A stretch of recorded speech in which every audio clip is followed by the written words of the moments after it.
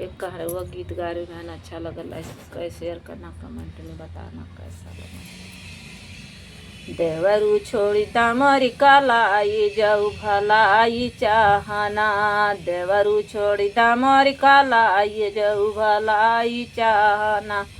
हे भलाई चाहना, हे भलाई चाहना, देवरू छोड़ी दामरी कालाई जाऊ भलाई चाहना, देवरू छोड़ी दामरी कालाई जाऊ भलाई चाहना, सास ससुर के चुपे चोरी नथिया दिया गढ़ाई, सास ससुर के चुपे चोरी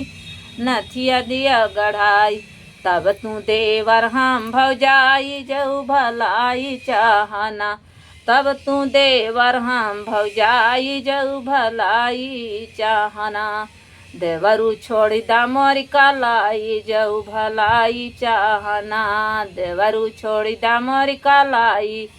जाओ भलाई चाहना, सास ससुर के चुपे चोरी हरवा दिया गढ़ाई, सास ससुर के चुपे चोरी हरवा दिया गढ़ाई, तब तू देवर हम भौजाई जाऊ भलाई चाहना, तब तू देवर हम भौजाई जाऊ भलाई चाहना, तब तू देवर हम भौजाई जाऊ भलाई चाहना, देवरा छोड़ी दामरी कालाई जाऊ भलाई चाहना, है भलाई चाहना, है भलाई चाहना, देवरा छोड़ी दामरी कालाई जाऊ भलाई चाहना, जेठ जेठानी के चुपे चोरी कंगना दिया गढ़ाई, जेठ जेठानी के चुपे चोरी कंगना दिया गढ़ाई, तब तू देवर हम भौजाई जाऊ भलाई चाहना, तब तू देवर हम भौजाई जाऊ भलाई चाहना, देवरू छोड़ी दामरी कालाई जाऊ भलाई चाहना, देवरू छोड़ी दामरी कालाई जाऊ भलाई चाहना, जेठ जेठानी के चुपे चोरी साड़िया चुनरी दिया ले आई,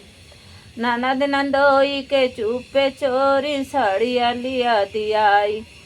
तब तू देवर हम भौजाई जाऊ भलाई चाहना, तब तू देवरा हम भौजाई जाऊ भलाई चाहना,